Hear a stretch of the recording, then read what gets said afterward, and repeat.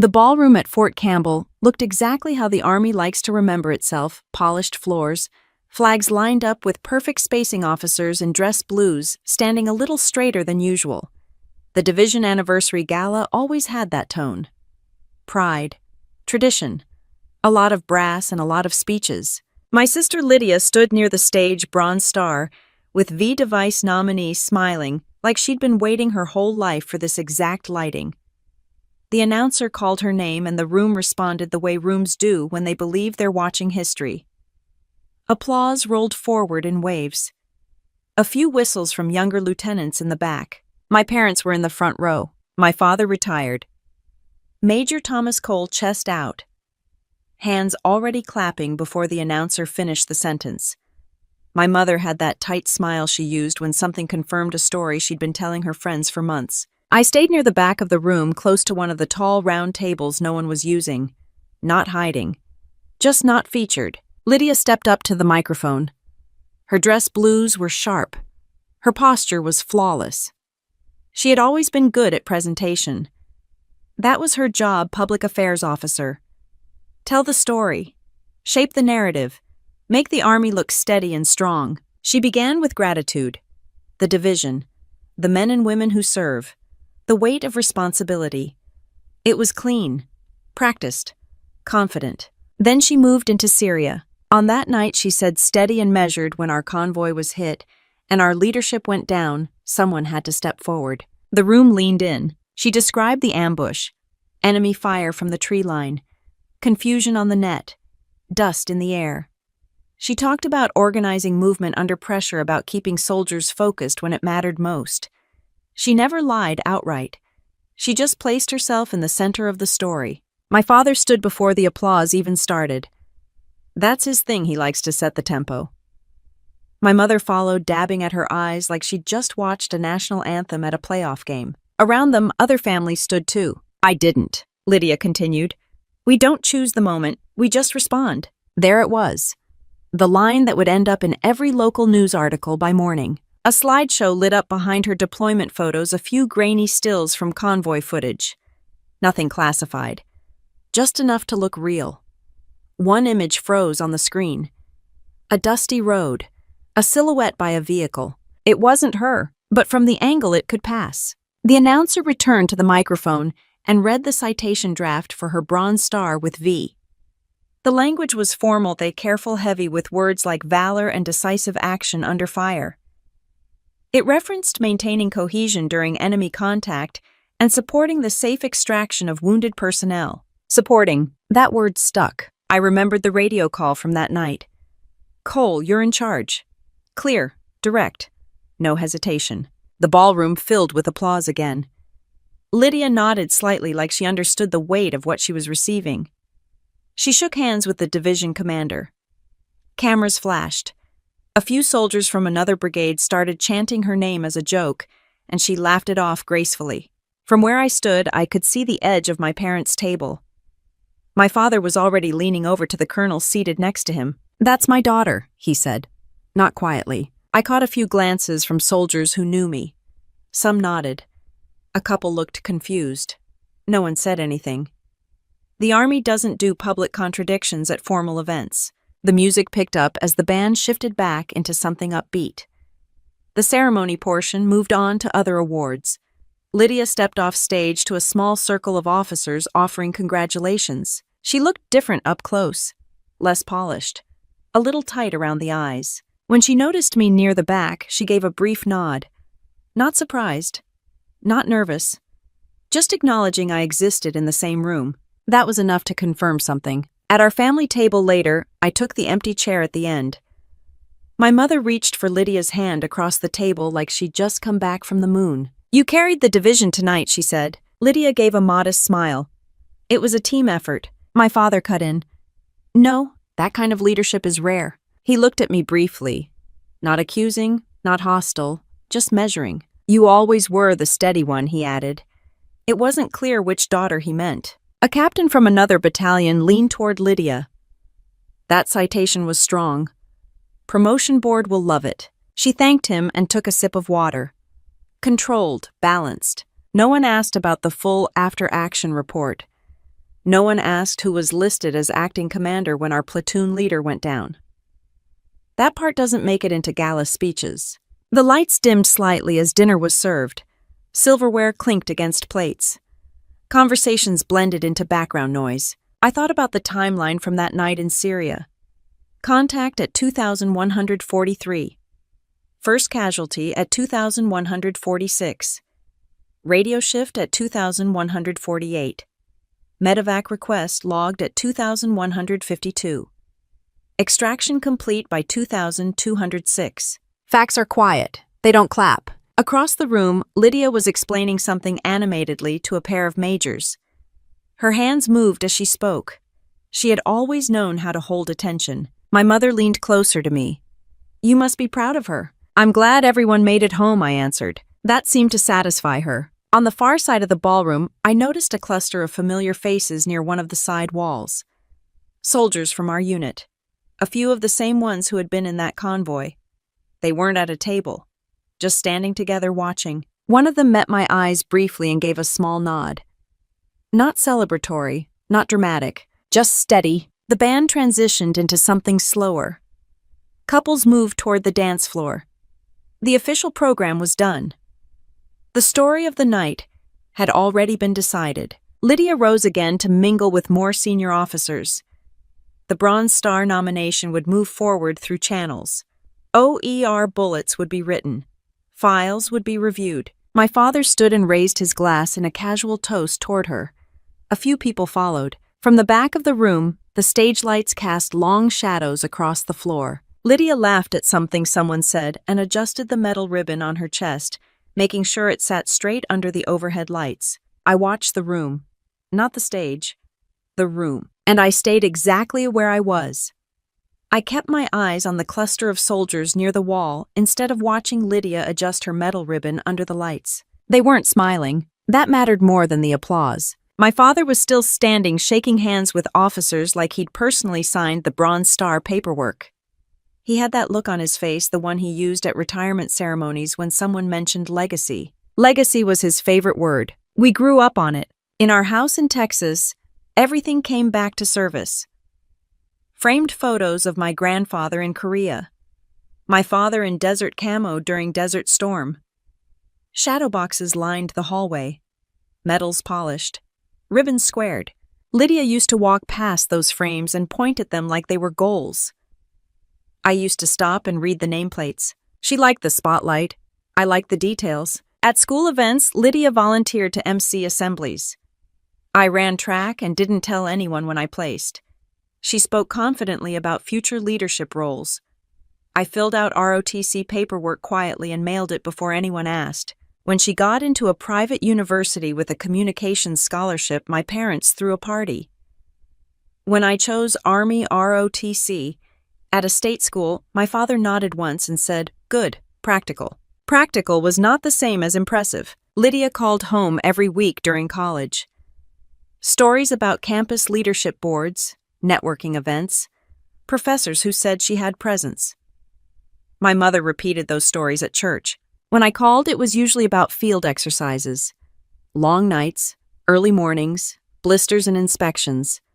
My father would listen for a minute, then ask if I'd considered branching into something with more upward mobility. Infantry wasn't glamorous. It wasn't media-friendly. It didn't come with photo ops. When I commissioned, Lydia showed up in a tailored dress and introduced me to her friends as the tough one. She made it sound like a personality trait, not a profession. 2 years later, she commissioned as a public affairs officer. My mother cried harder at that ceremony than she had at mine. "She'll tell the Army's story," my mother said proudly. No one asked who would be inside the story. At the gala table, my father finally sat back down and leaned toward Lydia. "This is what we raised you for." She smiled at him the way she always had, confident, assured. "I just did my job." That line would have been funny if it weren't being applauded. I reached for my water and took a slow sip. Across the room, one of the sergeants from our unit was still watching the stage. He didn't look impressed. He looked thoughtful. The first time Lydia and I deployed at the same time, my parents treated it like symmetry. 2 daughters both serving. They liked telling that story. What they didn't like was nuance. On deployment, roles matter. A PAO doesn't operate inside the maneuver element. They embed when cleared. They document. They interview. They don't hold sectors. Lydia wanted proximity. She always had. In Syria, she'd requested to move closer to the convoy element for footage. She said it would capture authentic leadership under stress. The battalion commander approved limited access with clear restrictions. Stay with the rear element. Maintain distance during contact. Follow instructions. She agreed. At the gala table, a lieutenant colonel approached and congratulated Lydia again. "You kept it together out there," he said. "That's rare." She nodded modestly. We all stepped up. We. That word did a lot of work. My father glanced at me. "You were there too, right?" "Yes." He waited like there was more I was supposed to add. "That's good," he said when I didn't elaborate. My mother adjusted the centerpiece flowers slightly, like something needed straightening. "You two made us proud." Made. Past tense. The band shifted into a slower song. Couples drifted toward the dance floor. Lydia was pulled into another circle of officers. Her laugh carried over the music. At some point during dinner, one of the majors leaned across the table toward me. "Hell of a deployment," he said quietly. "It was busy," I replied. He studied me for a second, then nodded. "You good with everything?" That was a loaded question. In the Army, it usually means more than it sounds like. "I'm good," I said. He didn't look convinced, but he didn't press. When we were kids, Lydia used to rehearse speeches in front of the bathroom mirror. She'd hold a hairbrush like a microphone and practice pauses. Practice eye contact.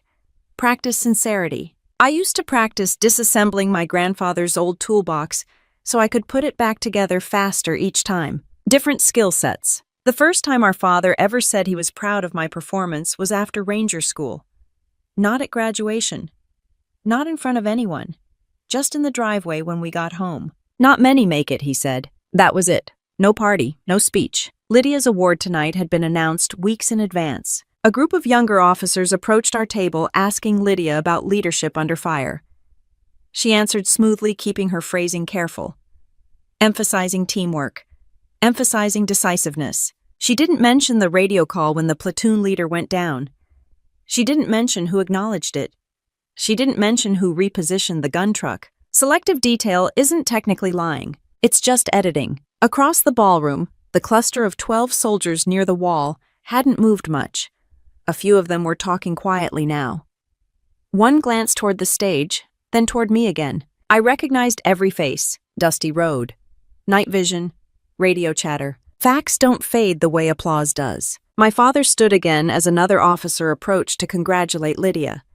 He introduced her like she'd just been confirmed for something bigger than a medal. "My daughter," he said proudly. She stepped up when it counted. The officer nodded approvingly. No one asked who gave the order to shift formation. No one asked who called in the 9 line. No one asked who stayed on the gun until the bird was wheels up. The band stopped between songs, and for a brief second the ballroom fell quiet. In that gap, I heard boots move against the floor from across the room. Not random movement, deliberate. I looked toward the wall again. The 12 weren't just watching anymore. The sound of boots shifting on the ballroom floor blended into something else in my head, the crack of incoming rounds snapping past a windshield. Eastern Syria doesn't give you dramatic warnings. It just changes tone. 1 second, it's engine noise and routine chatter on the net. The next, it's contact. We were moving in a 3-vehicle element just after 2,100. Routine partner force coordination. Nothing high profile. Lydia had been riding in the rear vehicle with the battalion PANCO. She'd pushed to be closer to the maneuver element earlier in the week. The battalion commander approved limited proximity. Not inside the stack. Not forward during breach. Observe, don't participate. That was the agreement. At 2,143, the first round hit the hood of the lead vehicle. You don't hear the first shot the way movies make it sound. You feel it. The vibration through metal. The sudden change in the driver's breathing. Then the radio fills with clipped words. Contact left. The platoon leader's voice came across the net, steady but tight. Then a second burst hit heavier. The lead vehicle swerved. Someone yelled that the lieutenant was down. I was in the second truck. The moment leadership goes down, the air shifts. Everyone is waiting half a second too long for someone else to speak. Cole, you're in charge. That was over the net. Clear. No drama. Just transfer of authority. I answered without thinking. Copy. Shift right. Gun truck suppress left tree line. The rear vehicle hesitated. They were taking rounds, too. Dust was kicking up from the roadside. It wasn't a coordinated ambush with explosives and blocking positions. It was opportunistic small arms fire from elevation. Enough to pin you if you freeze. We don't freeze. I ordered the lead driver to hold position behind partial cover. Told the rear vehicle to widen spacing. We needed angles. We needed visibility. The machine gun in my truck was already up. I leaned out just enough to confirm sector. Tracers cut through the air above us. Over the radio, someone reported the platoon leader had taken a round high in the shoulder. Still conscious, but bleeding. Medic to lead vehicle, I said. Rear element maintain suppression. Then I heard something that didn't belong on the net. Lydia's voice, high, fast, asking where to move, asking if she should get out. She wasn't supposed to be on that channel. I keyed up again. Rear vehicle maintain position. Do not dismount. Silence for half a second. Then copy. The gun truck shifted fire left as I directed. Short bursts, controlled. We weren't trying to win a firefight. We were trying to buy time. I called up the 9 line for medevac once the medic confirmed the lieutenant needed extraction. Grid coordinates, number of patients, no dramatics, just facts. Rounds kept coming sporadically from the tree line. Not disciplined fire. Not professional. But enough to keep heads down. Rear element status, I asked. There was a pause. Then the PANCO responded, We've got one unaccounted for. I didn't have to ask who. I scanned right and caught movement behind the third vehicle. Lydia had stepped out, camera still slung across her chest. She was crouched but not behind hard cover. She was looking toward the lead truck like proximity alone would create footage worth keeping. Get back in the vehicle, I ordered over the net. No response. Another burst snapped through the air and hit dirt near her boots. She flinched, finally registering what was happening. I didn't have the luxury of irritation. I moved. I crossed the gap between vehicles low and fast, grabbed her vest, and pulled her behind the engine block of the rear truck. She was shaking, eyes wide. No injury, just shock. Stay here, I told her. Direct, no softness. Do not move unless you're told. She nodded too quickly. I left her there and went back to my sector. The medic called that the lieutenant was stabilized enough for movement. The bird was inbound. We had minutes. I coordinated staggered movement back toward a more defensible position for extraction. Gun truck last. We'd fall back by element. The rear vehicle hesitated again when rounds intensified. I took the mic. Shift fire right. Move now. They moved. The helicopter blades were audible before visible. That low thump cutting through everything else. As the bird came in, I directed the lead element to push first. Wounded, loaded. Second vehicle next. I stayed until the gun truck repositioned. Last to break contact. Standard. A burst hit the side panel near me. Shrapnel from ricochet caught my lower back. It felt like someone had slammed into me with a metal bar.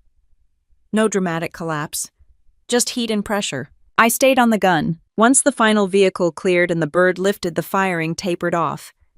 Whoever was out there didn't pursue. Inside the helicopter, the medic pressed into my back and asked if I could feel my legs. Yes, that was the only answer that mattered. Across from me, Lydia sat strapped and pale, silent. Her camera lay cracked at her feet. No one congratulated anyone. No speeches, just breathing, counting heads. Back at the forward operating base, the timeline was logged. Initial contact. Transfer of command. Medevac request. Extraction complete. Clean. No hero language. No dramatic phrasing. Just the record. Weeks later, in a ballroom full of polished medals and practiced applause, that record sounded different. In Lydia's version, she had helped maintain control when leadership faltered. In reality, she had almost stepped into open fire because she thought the shot mattered more than the sector. Facts don't resent being edited. They just wait. The first thing I remember clearly after the helicopter was the sound of a monitor beeping somewhere to my left. Not dramatic, not cinematic, just steady and annoying. Landstuhl Regional Medical Center. Has that same smell no matter how many times you pass through it, antiseptic and over-filtered air. when I tried to shift pain shot through my lower back and reminded me why I was there. A nurse noticed I was awake and asked a few orientation questions. Name, unit, location. I answered them without hesitation. How long, I asked. Almost 2 weeks, she said. 2 weeks is enough time for a story to form. My phone wasn't with me at first. That was standard. When I finally got access to it, notifications stacked up faster than I could scroll.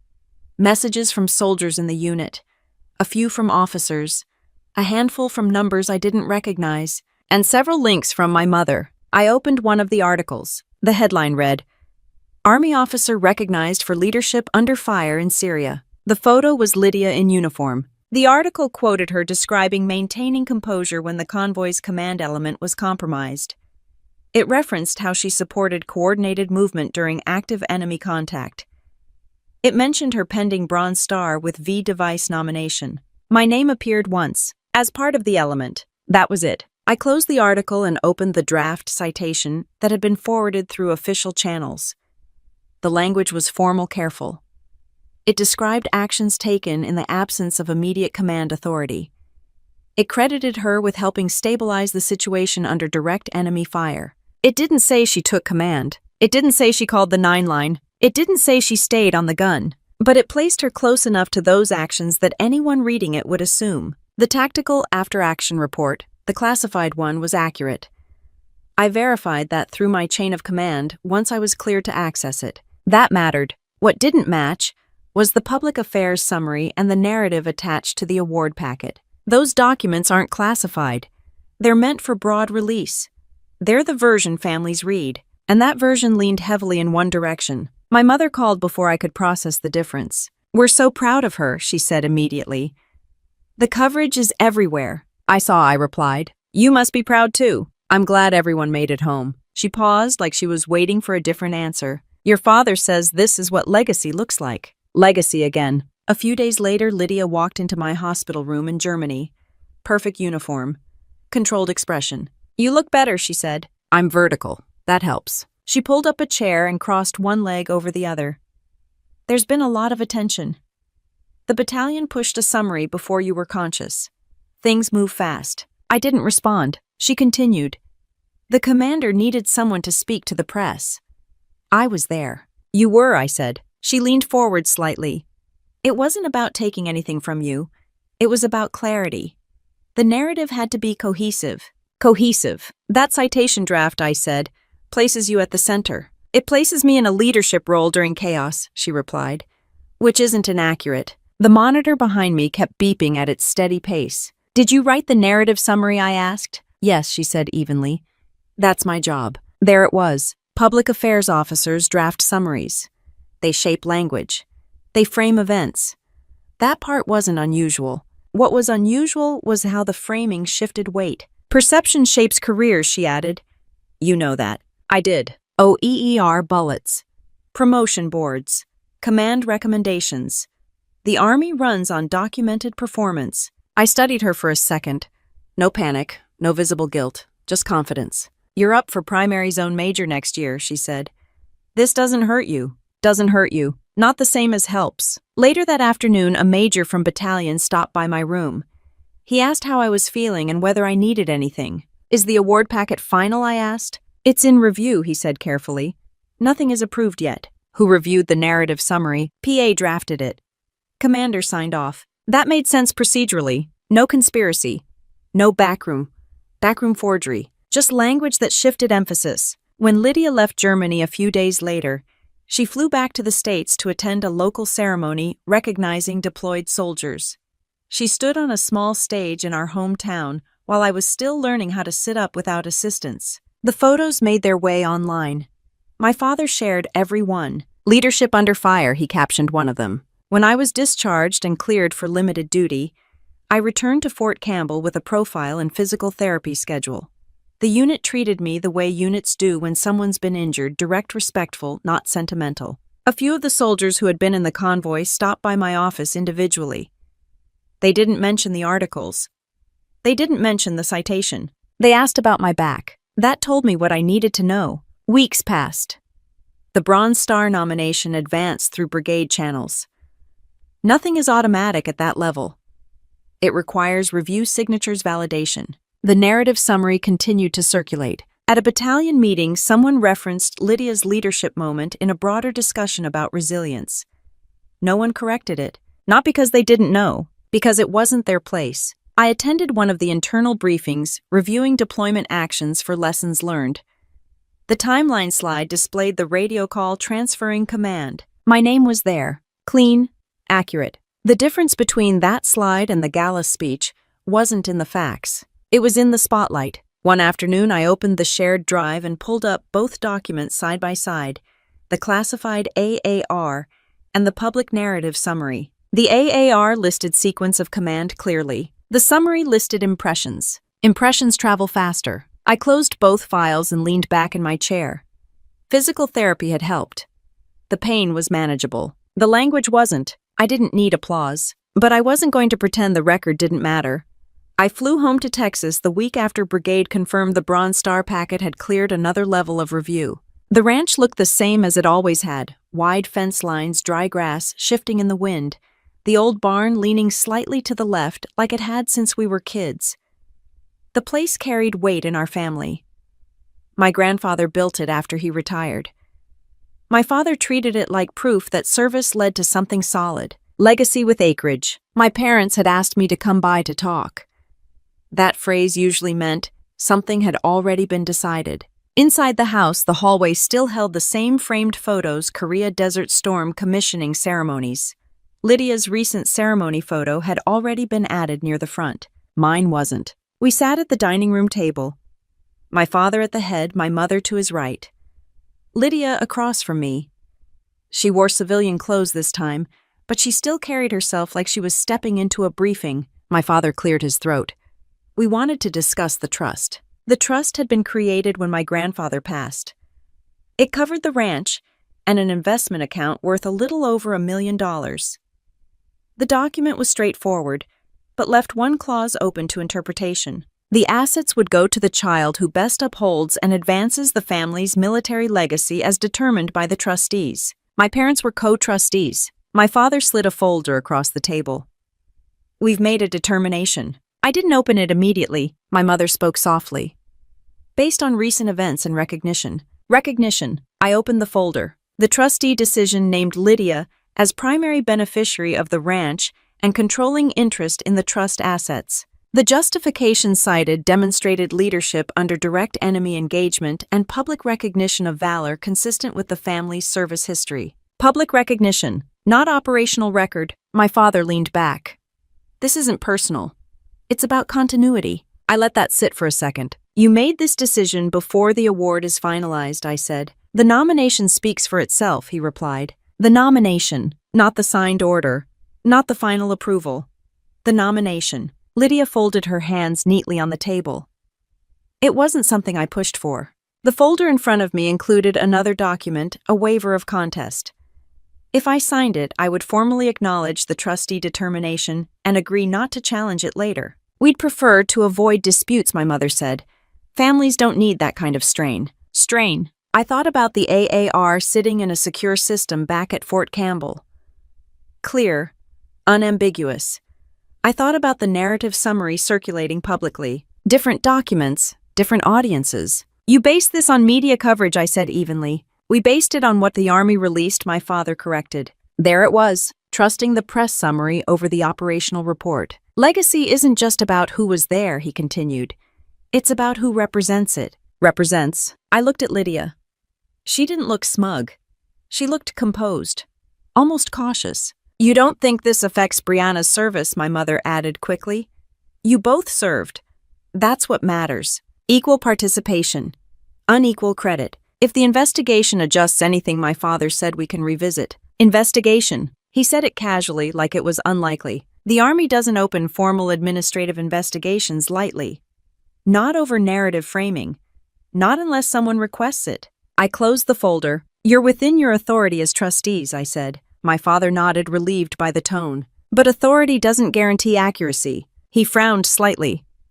Are you accusing us of acting in bad faith? No, because they weren't. They believed the version they had been given. That didn't make it right. The waiver sat between us. Signing this avoids legal fees, my mother said gently. and unnecessary division. Division. The army and the family both use that word. I picked up the pen. Lydia shifted in her chair. Brianna. She said, her voice lower now, less public. This doesn't diminish what you did. Diminish, I signed. The ink dried quickly. My father exhaled like a logistical problem had just been resolved. Thank you, he said. He reached for his glass of iced tea and took a long sip. Outside wind moved across the field behind the house. The same field where we'd run drills as kids pretending fence posts were obstacles, and the barn was a forward operating base. After dinner, Lydia stepped outside onto the porch. I followed. The sun was dropping behind the tree line. You didn't have to sign, she said. I know. She leaned against the railing. This isn't about stealing anything. It's about framing. She looked at me carefully. The army moves fast. Narratives form. Someone fills the gap. And you did. Yes. No hesitation. For what it's worth, she added. I didn't change the tactical report. I know. She studied my face. Then what's the issue? The issue, that the summary doesn't match the sequence of command. She shrugged slightly. It matches impact. Impact. That award packet helps both of us, she continued.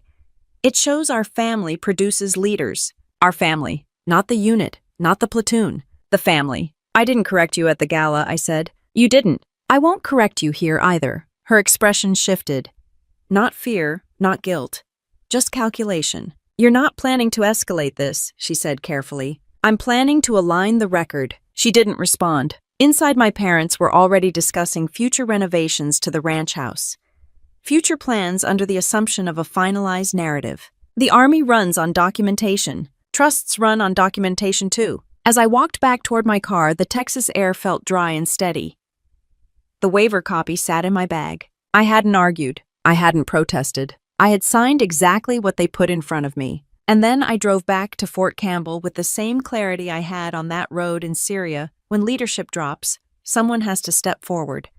I pulled into the battalion parking lot just before 0600 and stayed in the driver's seat a minute longer than necessary. The sun wasn't fully up yet. The building lights were still on. Routine morning PT formations were forming in the distance. Nothing about the post looked unstable. That helped. I wasn't interested in a dramatic confrontation. I was interested in documentation. Inside my office, I closed the door, opened my laptop, and pulled up the deployment roster from that night. 3 vehicles. 15 personnel total. 12 were still assigned to the division. 3 had PCS'd. I started with the first name on the list. Staff Sergeant Ramirez answered on the second ring. You good? He asked immediately. I'm vertical, I said. I need to confirm something. He didn't hesitate. That night? Yes. You ran it. No emotion. No buildup. Would you put that in a written statement, I asked. Yes. I moved down the list. Sergeant Holloway answered next. He paused when I asked the question. You sure you want to open this? He asked quietly. I want the record accurate. He exhaled. Then yeah, I'll write it. Not everyone answered right away. A few called back later that day. One texted first and asked if this was about the Bronze Star. It's about sequence of command, I replied. That phrasing mattered. By lunchtime, I had 6 verbal confirmations and 3 written statements in my inbox.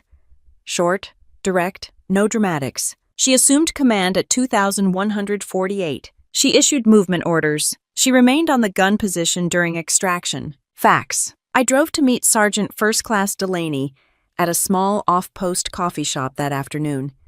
He had been in the gun truck with me. He slid into the booth across from me and placed a flash drive on the table. I kept a copy of the unedited helmet cam, he said. Didn't sit right deleting it. I nodded. Are we burning careers here, he asked. Only if someone falsified something, I replied. He leaned back. You planning to go public? I'm planning to go procedural. He gave a small half smile. That's worse. Back on post, I scheduled a meeting with the brigade legal office. Jag didn't look surprised when I outlined the issue. You're not alleging tampering with the classified AAR?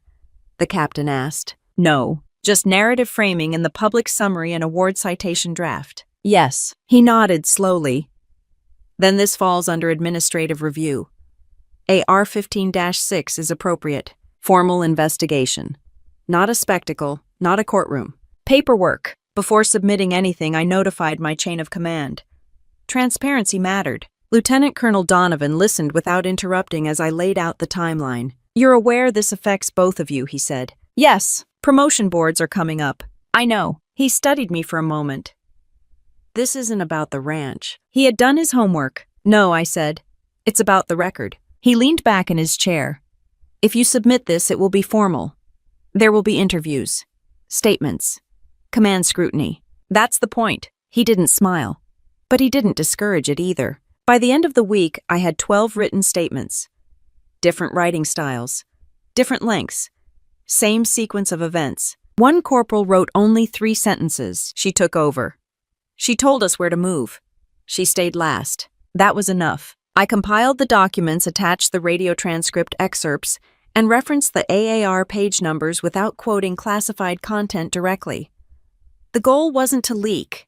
It was to align. Before filing the formal request, I sent Lydia a brief message. I'm initiating administrative review of the narrative summary and citation draft. She responded within minutes. This is unnecessary. It's procedural. You're escalating this. I'm documenting it. There was a pause before her next message. This will follow both of us. That was true. The Army doesn't separate siblings in paperwork.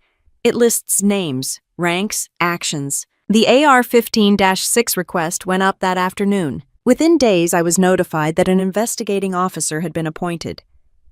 Interviews would begin the following week. Word travels fast in a brigade. By the time PT formation ended Friday morning, at least 3 officers had asked me if everything was good. That word again. Lydia requested a meeting. We met in a neutral conference room on post. No raised voices, no accusations. You didn't talk to me before filing, she said. I did, I replied. In Germany. That wasn't formal. It is now. She folded her arms. You're making this bigger than it needs to be. It already is. She leaned forward slightly. You think the board won't notice this? You think they'll separate your name from mine? I'm not submitting this to a board. She watched me carefully. You're forcing command to take a side. No, I'm forcing command to review documentation. Silence stretched between us. I didn't alter the tactical report, she said again. I know. Then what do you want? Accuracy. She exhaled sharply. You're willing to risk everything for wording. For sequence. She stood first. You've always been rigid. I didn't answer. Back in my office, an email from the investigating officer waited in my inbox. Interview schedule attached. 12 names listed. Not everyone in the unit was thrilled about it. Administrative investigations disrupt routines. They pull people into statements, timelines, and uncomfortable conversations. But by Monday morning, the first 2 soldiers had already sat down with the investigating officer. Their statements didn't change. Sequence of command, timestamps, actions taken. No embellishment. The Army doesn't reward the loudest story. It rewards what it can verify. The first interview block started at 800 on a Tuesday, and by 7:55, the hallway outside the investigating officer's temporary office was already too quiet. Administrative investigations don't come with drama. They come with clipboards. Major Ellison had been appointed as the investigating officer. Infantry background. No connection to either of us beyond division assignment. That was intentional. He called me in first. Captain Cole, he began, voice-neutral recorder on the table. You understand this is a fact-finding process. Yes, sir. You are alleging that the public narrative summary and Bronze Star citation draft do not accurately reflect the sequence of command during enemy contact on May 12, 2019. Yes, sir. He nodded once. Walk me through 2143 to 2206. I did. No adjectives. No emotional weight. Grid movement. Transfer of authority. 9-line submission. Gun truck positioning. Extraction order. Wounded loaded. He asked precise questions. Who confirmed the platoon leader was down? What time did the medevac bird respond on net? Who acknowledged shift in command? Did any radio log indicate Lydia assumed command? No, sir. He flipped through pages. Did she issue any orders over the net? No, sir. He made a note. Did she disobey a direct order? She dismounted against guidance, I said. I directed her back to cover. Was that recorded? Radio log confirms rear element dismount confusion. Helmet cam corroborates movement. He paused at that. You're aware this review may impact both officers' evaluation reports. Yes, sir. And potentially promotion consideration. Yes, sir. He leaned back slightly. Why pursue it? Because the record should match the sequence. He studied my face for a second. probably looking for something personal. Revenge, anger, family conflict. He didn't find it. Over the next week, he interviewed all 12 soldiers. No two statements were identical. That's how you know they're real. Ramirez described the radio call clearly. Holloway focused on movement. Delaney detailed the gun sector shift. The medic referenced stabilization timing. The PANCO admitted confusion over Lydia's movement during contact. None of them exaggerated. None of them dramatized. They just aligned. Meanwhile, word had spread beyond battalion. I got called into Brigade S2 for a routine clearance review. Not punitive, just standard when an officer is involved in an administrative investigation tied to operational reporting. Anything classified, mishandled, the captain asked. No. Any personal disputes influencing reporting? No. Any outside pressure? No. He typed steadily. Clearance wasn't suspended, but it was flagged pending investigation outcome. That was the cost. Lydia's interviews were scheduled later in the week. I didn't ask how they went. I didn't need to. At PT formation. Friday morning, a couple of lieutenants stopped talking when I walked past. One nodded respectfully. The other looked uncomfortable. Scandal travels faster than facts. My OER draft for the year was already in progress. The senior rater hadn't finalized language yet. Promotion board packets would lock in a few months. Timing wasn't ideal. Lydia sent one more message late Friday night. You've turned this into something bigger than the incident. I didn't respond, because it wasn't bigger than the incident. It was exactly the incident. On Monday, Lieutenant Colonel Donovan called me into his office. Major Ellison's preliminary findings are consistent, he said. Sir, he's recommending citation draft revision and further review of the award packet. That meant suspension. Not revocation, not yet. Suspension pending validation. The gala is still scheduled, Donovan added. Division anniversary events are planned months out. Canceling one because of a pending administrative review would cause more attention than letting it proceed. She's still the keynote I asked. For now. He leaned forward slightly. You understand what this looks like from outside? Yes, sir. It looks like two sisters fighting over recognition. Yes, sir. And it may continue to look that way until paperwork closes. I understand. He nodded slowly. You've kept this procedural. That matters. Outside his office, I passed Lydia in the hallway. She stopped. This doesn't end with the corrected paragraph, she said quietly. It ends with alignment. She shook her head. You're naive if you think command won't remember this. They'll remember the documentation. She held my gaze for a long moment. You could have let this go, she said. I could have. She walked away without another word. Later that afternoon, I received a copy of Major Ellison's interim summary. It outlined inconsistencies between the public narrative summary and the verified sequence of command. It did not accuse Lydia of falsifying classified material. It did state that the Bronze Star citation draft overstated her operational role. The recommendation suspend award processing pending final determination. That document would move upward. It would also move outward. Brigade staff officers talk. So do division planners. Even without public release, rumors begin to circulate. At home that night, my phone lit up with a call from my father. Is there something we should know? He asked. There's an administrative review underway, I said. For what? Narrative alignment. He exhaled sharply.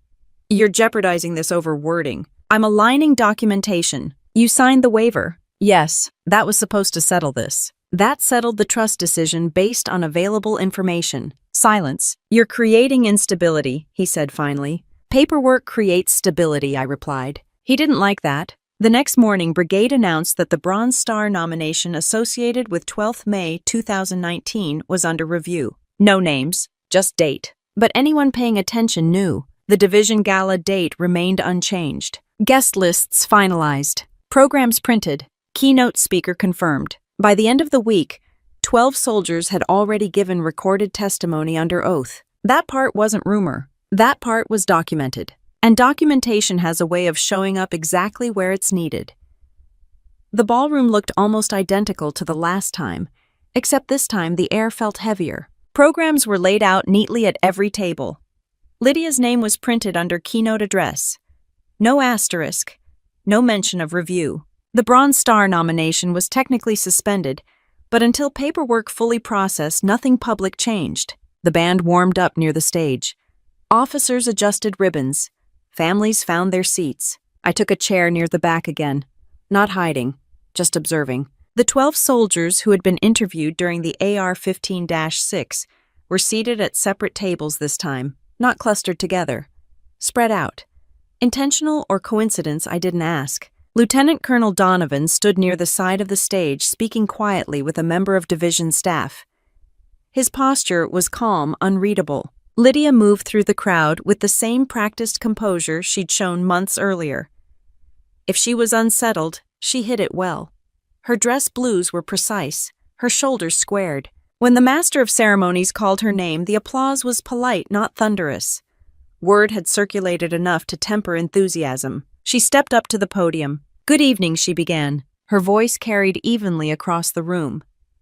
She spoke about resilience, about cohesion under fire, about the responsibility of leadership when chaos hits without warning. Then she reached the part of the story that had traveled the furthest. On May 12th, she said when our convoy took fire and command structure was disrupted, we had seconds to respond.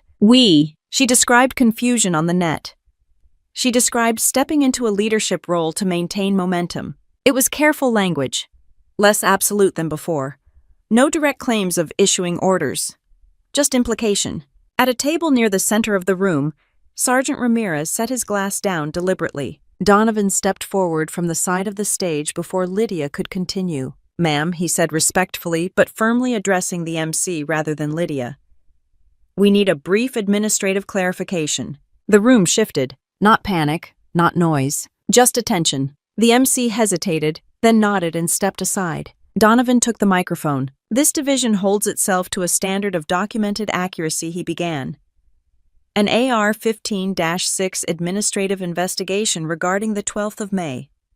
2019 convoy engagement has produced findings relevant to tonight's remarks." The room went still. Lydia remained at the podium, expression steady. Donovan continued. "This is not a disciplinary announcement. It is a correction of sequence." He gestured toward the screen behind the stage. A slide appeared. Timeline format. Timestamps. No dramatic imagery. Just black text on white background. 2143, initial contact. 2146, platoon leader wounded. 2148, transfer of command acknowledged over radio, Captain Brianna Cole. 2152, medevac request transmitted by Captain Cole. 2206, extraction complete. Donovan stepped aside slightly. At this time, he said personnel present during the engagement have requested to clarify the record. He didn't call names. He didn't cue them. He didn't need to. From 3 different tables, soldiers stood. Ramirez first. "She took command at 2148, he said clearly. "I heard it over the net." Holloway stood next. "She issued movement orders to the rear element." Delaney rose from near the back. "She stayed on the gun position until we cleared." Each statement was short, controlled, no emotion layered on top. The medic stood forth. She coordinated my access to the wounded lieutenant and called the 9 line. Across the room, heads turned slowly toward Lydia. She didn't interrupt. 2 more soldiers stood from opposite sides of the ballroom. She pulled me behind cover. She directed staggered movement during suppression. The statements weren't rehearsed. They weren't identical. They matched the investigation summary displayed on the screen. Donovan returned to the microphone. The investigation determined that while First Lieutenant Lydia Cole was present during the engagement, the verified sequence of command placed Captain Brianna Cole in operational control following initial casualty. He paused long enough for the words to land. The Bronze Star citation draft associated with this engagement has been suspended pending formal revision. No applause, no gasps, just silence. Lydia's hand tightened slightly around the podium edge. Not shaking, just controlled. Donovan finished evenly. "We honor service best when we honor accuracy." He stepped away. The MC hesitated again, then quietly announced a brief intermission. Chairs shifted. Conversation started in low tones. My parents were seated near the front. My father stared straight ahead. My mother's face had gone pale, but she held her posture. No one approached me immediately. Lydia stepped down from the podium without assistance. She didn't look at me as she passed. A captain from another brigade muttered something about paperwork politics under his breath. Ramirez sat back down calmly. No one cheered. No one celebrated. The slideshow remained frozen on the timeline slide. Eventually, division staff cleared the screen and resumed the program. Another award presentation followed, subdued but orderly. The Army doesn't collapse over corrections. It absorbs them. When the formal portion concluded, Donovan walked past my table. "Record aligned," he said quietly. "Yes, sir." He gave a single nod and moved on. Across the ballroom, Lydia was speaking with the colonel in low tones. No visible argument, just conversation. The program had shifted, but it hadn't imploded. That mattered. The 12 soldiers didn't cluster together afterward. They dispersed naturally, as if nothing unusual had happened. Because in their view, nothing unusual had. They had simply stated what occurred. I remained near the back of the room as families filtered toward the exits. The stage lights dimmed slightly, casting long shadows across the polished floor. No metal had been physically removed that night. No one had been escorted out. But the narrative had changed. And in the Army, that is what determines everything else. The morning after the gala, the post felt normal in the way only the Army can manage after something publicly uncomfortable. PT formations ran on time. Motors pool reports were filed. Staff meetings started at exactly 900. But inside brigade headquarters, paperwork was already moving. By 1000, an official memorandum went out, the Bronze Star nomination associated with the 12th of May. 2019, engagement was formally withdrawn pending final review. That language mattered. Withdrawn. Not delayed. Not adjusted. Withdrawn. Lydia's name wasn't in the memo. Neither was mine. The Army prefers dates over people. I received a separate email from Major Ellison later that afternoon. Final AR-15-6 findings attached. The summary was precise. Verified transfer of command to Captain Brianna Cole at 2148. Confirmed issuance of movement orders and medevac request by Captain Cole. Determined that the public affairs narrative summary overstated the operational role of First Lieutenant Lydia Cole. Recommended administrative counseling for mischaracterization in citation draft. Recommended correction of official narrative summaries moving forward. No criminal language. No accusation of falsifying classified material. Administrative. Measured. Accurate. The most important line sat near the bottom. The record should reflect operational control assumed by Captain Brianna Cole during the engagement. I forwarded the memo to my raider and senior raider. By the end of the week, my OER draft had been revised to include explicit reference to assuming command under fire and coordinating casualty evacuation. That language would be seen by the promotion board. Lydia's OER, from what I was told through quiet channels, was amended as well. The bullet referencing leadership under direct enemy fire was replaced with presence during engagement in support capacity. Subtle change, significant impact. At brigade, reactions were mixed. Some officers avoided eye contact. Administrative reviews make people nervous. They imagine their own reports being scrutinized. Others treated me the same as before. No fanfare, no congratulations. That was how I preferred it. One afternoon, I passed Lydia in the hallway outside S1. She stopped. "They're issuing me a general officer memorandum of reprimand," she said evenly. I nodded. Administrative, yes. Filed locally. Not career-ending, but permanent enough to slow momentum. They're saying I exercised poor judgment in narrative framing. That's consistent with findings. She held my gaze. "You realize none of this restores what you think you lost." "I didn't lose anything," I replied. "That's not how it looks." Perception again. "I didn't pursue this for perception." She gave a short breath that might have been a laugh. "You always say that." Her promotion timeline shifted automatically once the reprimand was entered. Nothing dramatic, just slower. That's how consequences work in the Army. They rarely explode. They adjust trajectories. At home in Texas, the trust issue resurfaced quickly. My father called 3 days after the official award withdrawal. "We need to revisit the trustee determination," he said. "Based on updated documentation," I replied. He didn't like that phrasing. "The clause requires good faith," he said. "We made our decision based on information available at the time." Understood. But the narrative has changed. The record has aligned. Silence stretched across the line. "The attorney says we can amend the trustee designation if circumstances materially change," he continued. "Have they?" He exhaled slowly. "The basis for recognition did." That was enough. 2 weeks later, the trust was formally amended. No dramatic meeting. No shouting. just signatures and notarization. The ranch reverted to co-beneficiary status, pending future determination. It wasn't a victory parade. It was a correction. My mother called separately. "This has hurt your sister," she said quietly. "She hurt herself," I replied. "That's harsh." "It's accurate." She didn't argue. Back at division, the final Bronze Star approval list was published for that deployment cycle. Lydia's name wasn't on it. Mine wasn't either, and that was fine. The investigation had never recommended transferring the award to me. It had recommended correcting the narrative. Awards follow recommendations. Recommendations follow command discretion. What mattered was that my official record now reflected operational command. Promotion boards don't read press releases. They read OERs and verified actions. By the time board packets locked in my file included a clear bullet referencing assumption of command under enemy contact and coordination of casualty evacuation. No theatrics, just language that matched reality. A few weeks later, Lieutenant Colonel Donovan stopped me in the hallway. "Board feedback is positive," he said quietly. "Yes, sir." "You handled this within channels." "Yes, sir." "That matters more than people realize." I nodded. Lydia transferred to another assignment at the end of the quarter. Not punitive, just reassignment. Public affairs positions rotate often. We didn't have a dramatic final conversation. We crossed paths once more in the parking lot before she left. "This could have stayed internal," she said. It did. She looked at me for a long second, as if searching for something she could still use to reframe it. "You've always believed documentation wins," she said. "It does." She got into her car and drove off without another word. The division moved on. New deployments, new briefings, new award packets. Paperwork closes. Files update.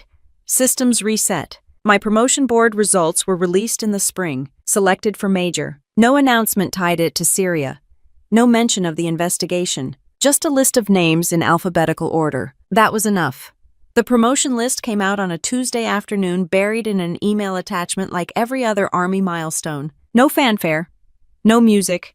Just a PDF. My name sat in the middle column under infantry, primary zone, selected for major. I read it once, closed the file, and went back to work. There's a strange quiet that follows administrative storms. No one brings it up anymore. No one jokes about it. It becomes a line in your file, and then the machine keeps moving. A week later, I stood in a small conference room at battalion headquarters, while my rank was officially pinned.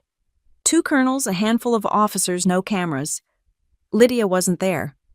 My parents weren't either. That felt appropriate. After the ceremony, Lieutenant Colonel Donovan pulled me aside. "You understand why this matters," he said. "Yes, sir. You corrected the record without burning the unit. That was the goal." He gave a small nod.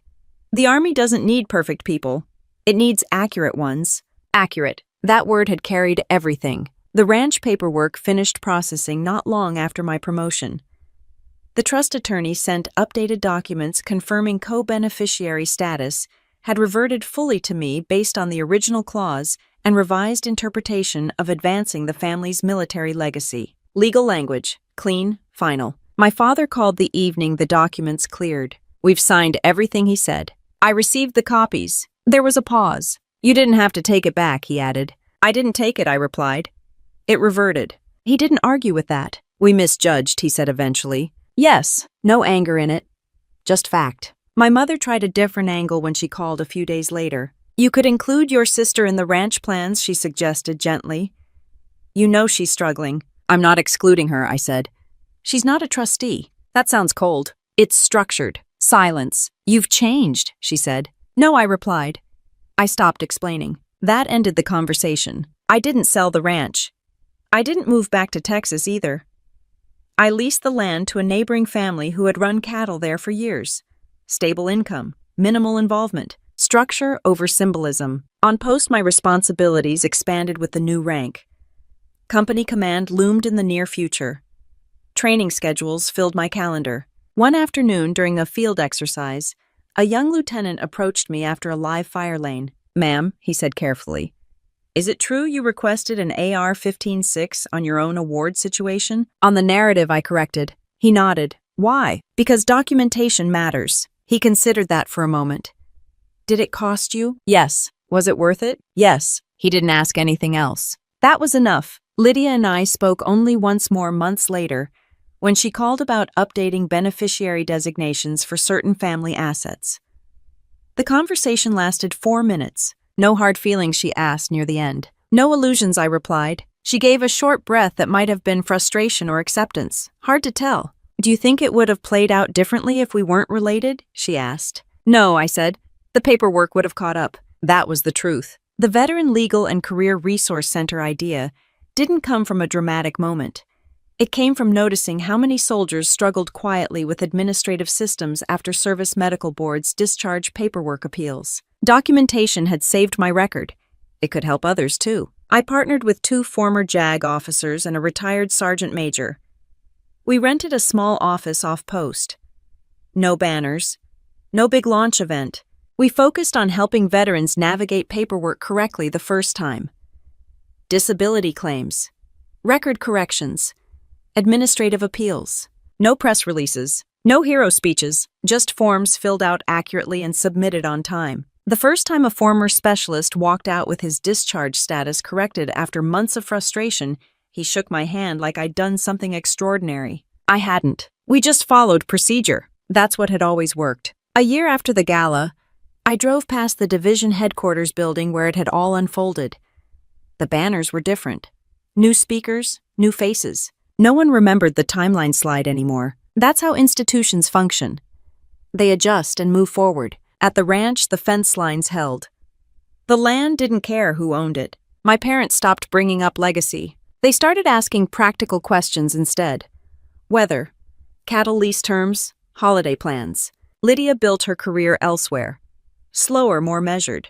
No more headline moments. We weren't estranged. We weren't close either. We were structured. One evening after a long training day, I sat alone in my office reviewing a young sergeant's packet for a commendation medal. The draft citation used broad language: instrumental leadership, decisive action. I crossed out 2 adjectives and replaced them with timestamps and specific actions. Precision matters. I saved the document and leaned back in my chair. No one had handed me justice. No one had delivered closure. What happened was simpler than that. The record matched the reality. My rank reflected the work. The trust reflected the clause. The unit reflected the sequence. That's all I ever wanted. Not applause, not revenge, just alignment. And once the paperwork aligns, everything else settles into place. I didn't win a war against my sister. I didn't destroy her career. I didn't stand on a stage and demand applause. What I did was protect the record. And in the military, that matters more than emotion ever will. Family drama can blur lines faster than combat sometimes. Titles, headlines, trust funds, medals, they all look powerful from a distance, but in the end, documentation decides everything. Facts outlast feelings. Time stamps outlast speeches. And leadership isn't about who tells the story best.